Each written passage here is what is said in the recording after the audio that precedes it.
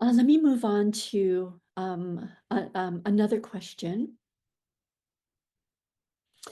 So um, another question came in.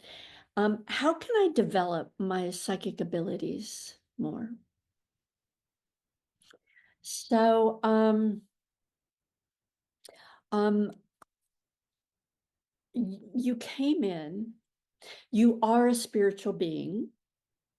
You are being asked in this ascension to the way that my guides described it to me, and I'm just going to describe it to you, is we spent the first part of our life identifying as our body, identifying as our slave self. We were given so much attention and kudos and love because we were the hardest working slave. Nobody worked as many hours as you. You pushed it, you pushed it, you pushed it.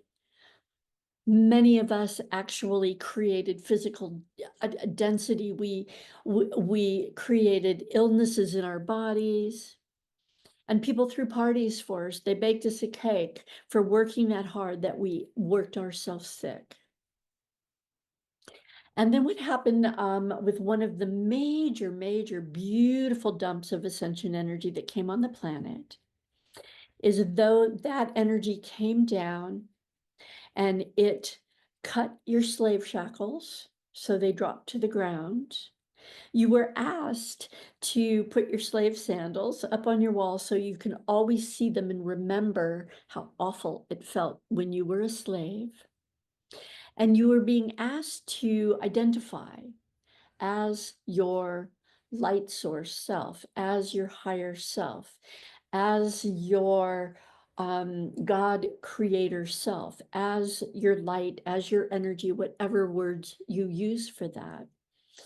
And that your job was not to keep pushing that rock up the hill like the slave, but your job was to identify and learn how to be a God creator, how to work as your light source self. And your very first job was to take care of your physical body, this beautiful, beautiful body that is nothing more than the vehicle that is going to usher you all over this planet. And you want it to be happy and healthy and strong. And you want it to be you want to be riding around in, I don't know, my cars. You want your physical body to be fine-tuned like a Ferrari, not like a jalopy. So your main job as a spiritual being was to occupy your body and heal it from the inside out. It was take care of their body when you were exhausted. It was to go take a nap. It was to go do something that you love. It was to really just give your body the love that you had probably denied it most of your life to be a good slave. And that's all you were being asked to do. And so I bring all of that up is because you are you are equal to your guides and angels, the ascended masters, the gods and goddesses. You are to the archangels, to all there is. You are an equal to them. The only difference between you and them, you have a beautiful purpose to do here, as they all have their purposes. But the only other difference that you have is you chose to take on a body to take care of in this life and to be the spiritual being that you are. So I bring this all up because all of your psychic abilities are already innate. So I'm going to talk about your claircognizance. That's your clear knowing. Many of you, most of you will feel kind of like, oh, I kind of know things and I just know them. That's your claircognizance. I'm going to talk about your clairsentience. And your clairsentience is that you just feel things are right. You just feel they're wrong, you feel they're right. And most of you have your claircognizance and your clairsentience. They kind of back and forth. The third one that I'd like to talk about as far as your psychic abilities is your clairvoyance. And many of you have clairvoyance. And most of you, if you are not working through your third eye at this point, you are working very effectively in your imagination. And so that is where you can get a lot of your clairvoyancy. And a lot of that is you go into your imagination and you kind of like, hey, hey, wouldn't it be cool if, and then you start watching that building and you start watching it fill up and more information comes in. That is your baby steps of your clairvoyancy. So you have access to it all the time. I'm also going to talk about your clairaudience. And your clairaudience is your ability to hear. That is your ability to hear. And I also kind of team into that your knowing with your hearing, so your claircognizance, you kind of know what you're hearing even if you don't hear a voice. Many of us have our birth angels. If we are in danger, many of us have had this experience. We're driving, la di da di da, and we hear like, no, stop. And it's loud, and we, hit the brake, and we look, and we find out we just missed an accident. That is our clairaudience with our birth angels, whose only responsibility is to keep us on the planet until our exit date. Many of us have kind of made an agreement that we don't necessarily want to hear chatter in the back of our, in our heads constantly. And so we've kind of made other agreements. I know my agreements is they will kind of drop like an alphabet soup down, and so I can read within my space what it is. And so many of you've probably also done that as well. So that is your and all of it just ties into your knowing. You have access to all of it. I'm also going to talk about your, I don't remember what it's called, where you can smell. And I'm going to tie that into kind of a mediumship and or Akashic records, where sometimes you'll just be sitting in your room and you'll smell this like incredible, like citrusy, cinnamony, and you're looking around and it's like, I don't have anything in here. And many times that is a fragrance from a past life coming in to help support where you're at. Or you'll be sitting and you'll smell pipe tobacco, or you'll smell, your grandmother's favorite perfume or favorite flower. And that is just the other side coming in and using your, I don't remember what it's called, your psychic smell in order to communicate with you. So in order to increase all of those, what my advice is, and I'm going to call it just automatic writing. So we all have all of these.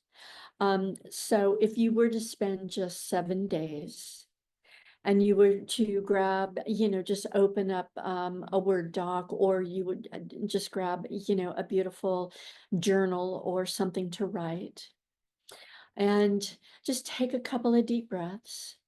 And I want you to date, and I want you to just ask a question. And go ahead and write that question down and next to the date. And then just take a deep breath.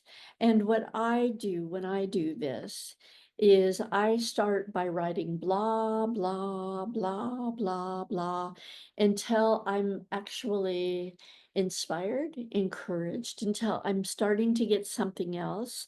And then it might be like, oh, wait, what's that? I'm kind of feeling this. I'm kind of feeling like something's coming through. I've got pictures. I have this knowing. I'm being reminded of something from my past. I'm being reminded of somebody, and whatever is coming in, just write all of it down. And if you were to do this every day for 7 days, just take 15 minutes, write everything down. You would start it almost kind of feels like it kickstarts your natural abilities to communicate with the other side. This is all about trust. This is all about just giving up any, like, this can't be right, this isn't right, any of this control, this push. And the other thing that I always tell people is, if you happen to be an analytical, which I love my analyticals, um, when this information starts coming down, let it flow, write it out, draw your pictures, do the, what does it smell like? How does it feel? Just write everything out about it. Do not put it into your tool brain, because if you put it into your tool brain hasn't been taught to analyze and interpret spiritual language necessarily.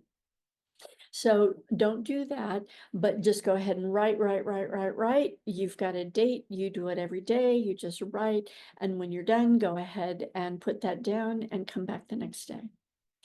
I also encourage that you write the date, because oftentimes, if you take this on as a practice, and I highly recommend that you do as a daily practice, then what'll happen is you will see where your messages came in, and you will actually learn spiritual timing, which is something that anybody and all of us who, we're always asked, oh, when am I going to get this job? And it's like, oh, you can't tell timing here, can't tell timing. But it'll help you in analyzing timing, which will be really, really good.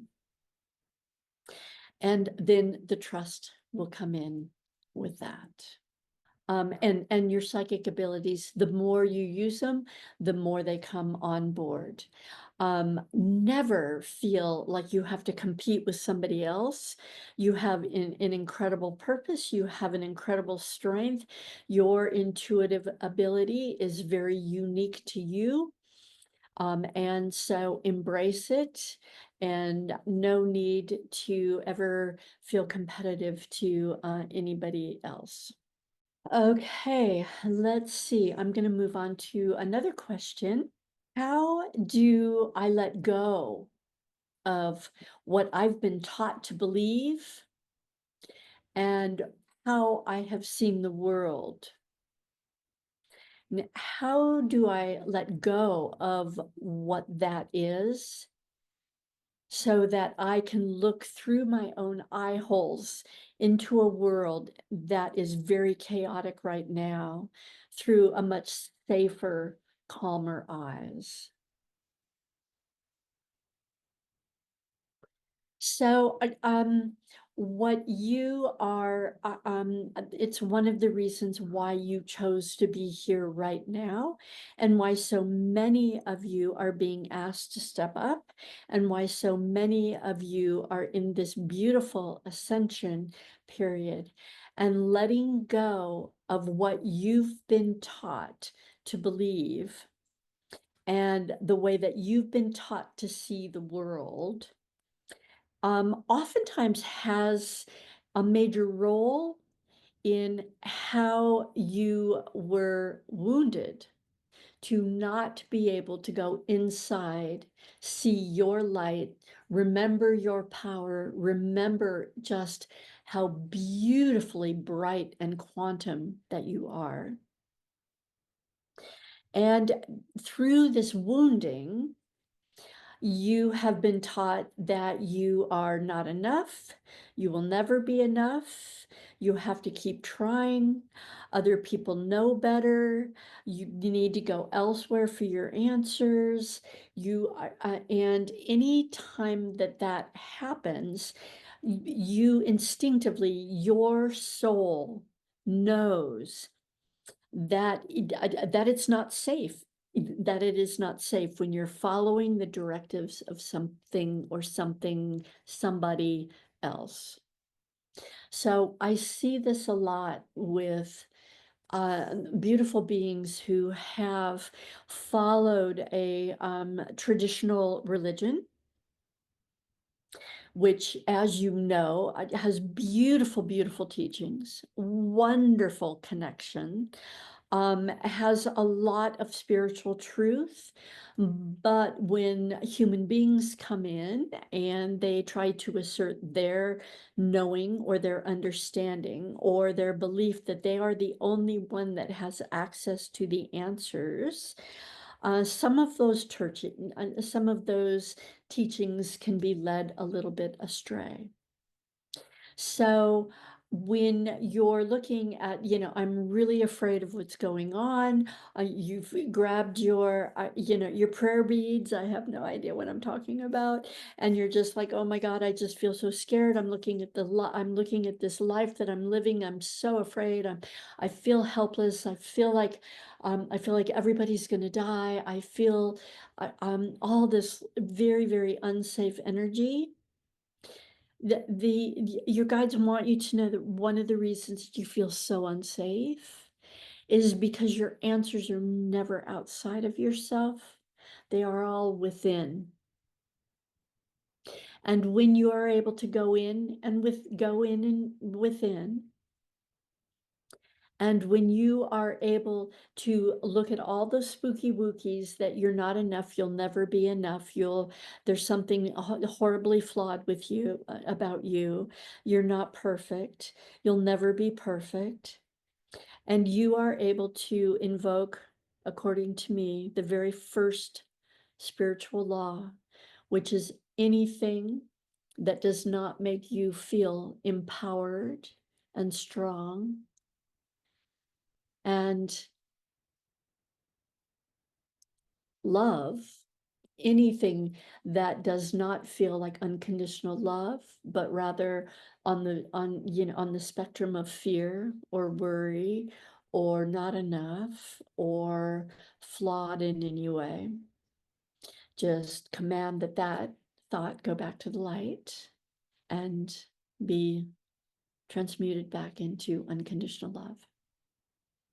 Take a deep breath, maybe take a nap, and just let that go. Just kind of let that go.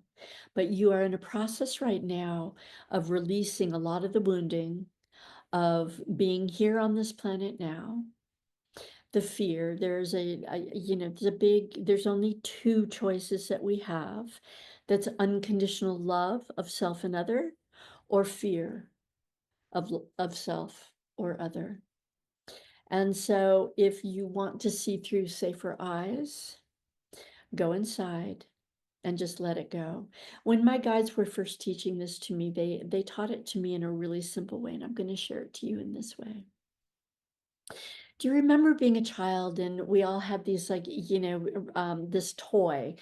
It was a little screen and it had little knobs. And what we did is we would go in and we would draw these beautiful, exotic things on this thing.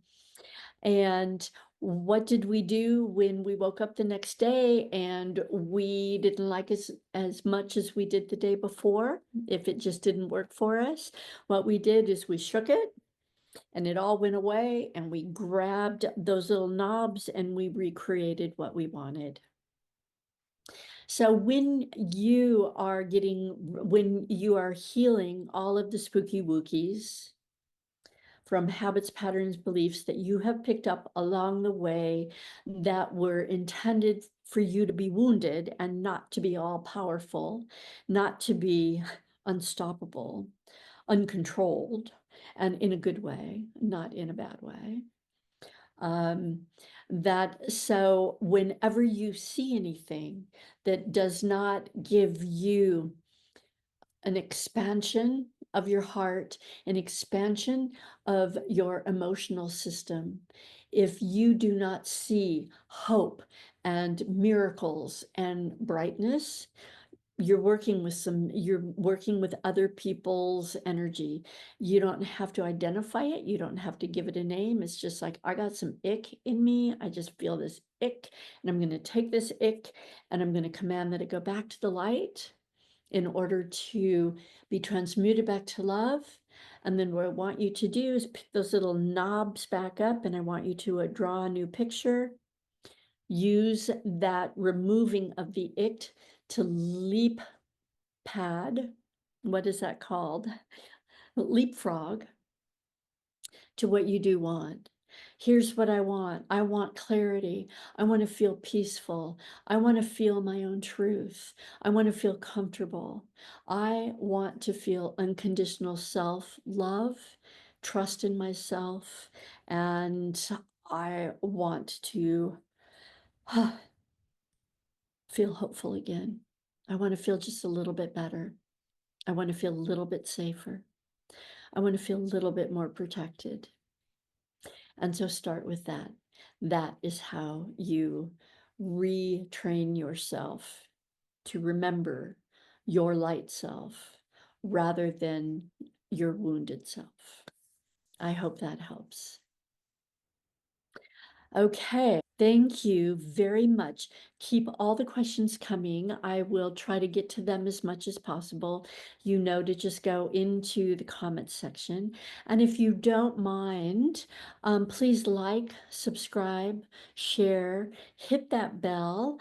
The more that we can build this, the faster I'll be able to come on and we can do lives, which I think will be more powerful, more specific to the person asking questions.